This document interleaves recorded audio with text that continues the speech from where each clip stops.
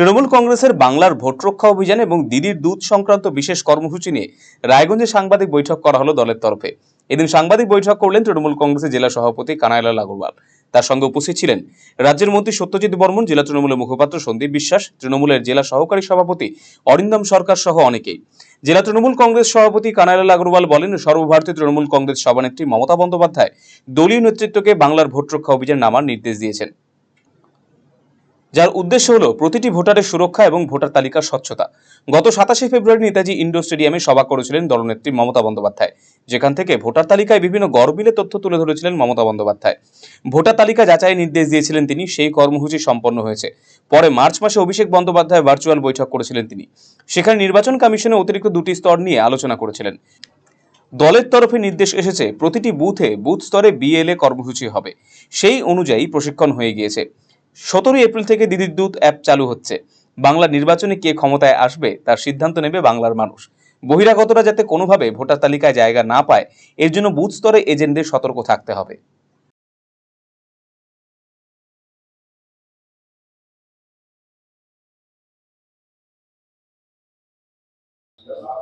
27শে ফেব্রুয়ারি Netaji indoor স্টেডিয়ামে রাজ্যের কর্মীদের নিয়ে তৃণমূল কংগ্রেসের আমাদের দলনেত্রী মাননীয় মমতা বন্দ্যোপাধ্যায় একটা সভা করেছিলেন।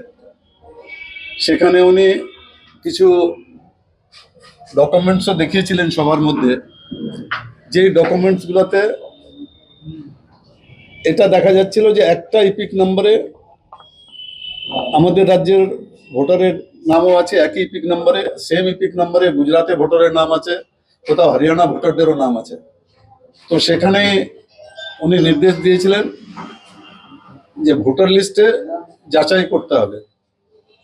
সেই হিসাবে গোটা রাজ্যেই আমরা যাচাই প্রক্রিয়ায় নেমেছিলাম। তারপরে 15ই মার্চ আমাদের সর্বভারতীয় তৃণমূল কংগ্রেসের সাধারণ সম্পাদক শ্রী অভিষেক বন্দ্যোপাধ্যায়, আমাদের রাজ্য সভাপতি শ্রী সুব্রত বক্সী মহাশয়ের উপস্থিতিতে একটা ভার্চুয়াল মিটিং করেছিলেন।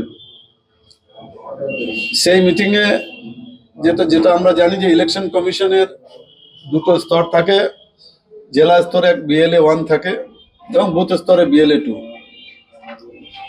উনি সেখানে আরো দুটো স্তর যোগ করেছিলেন। বলেছিলেন যে ব্লক স্তর, ব্লক বা টাউন স্তর, ব্লক স্তরে বিইআরএস থাকবে, block electoral roll supervisor, and টাউনে টিআরএস থাকবে, টাউন ইলেকট্রাল রোল সুপারভাইজার। এটা একটা স্তর। আরেকটা স্তর পঞ্চায়েত লেভেলে পিআরএস থাকবে, পঞ্চায়েত ইলেকট্রাল রোল সুপারভাইজার, এবং ওয়ার্ডে municipality word electoral roll supervisor. এই দুটো স্টেজ উনি সেদিন বলেছিলেন তৈরি করতে। সেই হিসাবে আমরা পুরো জেলাতেই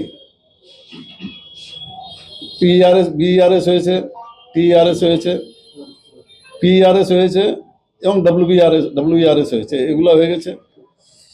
উনি তখন ওই ভার্চুয়াল মিটিংয়ে বলেছিলেন যে মহারাষ্ট্রতে পার্লামেন্ট ইলেকশনটা হয়েছিল এপ্রিল-মেতে, লোকসভা নির্বাচনটা, এবং তারপরে মহারাষ্ট্রতে বিধানসভা নির্বাচন হয় নভেম্বর মাসে। সেখানে পার্লামেন্ট ইলেকশনে যা ভোটার ছিল, বিধানসভা নির্বাচনে দেখা গেল 39 লক্ষ ভোটার বেড়ে গেছে।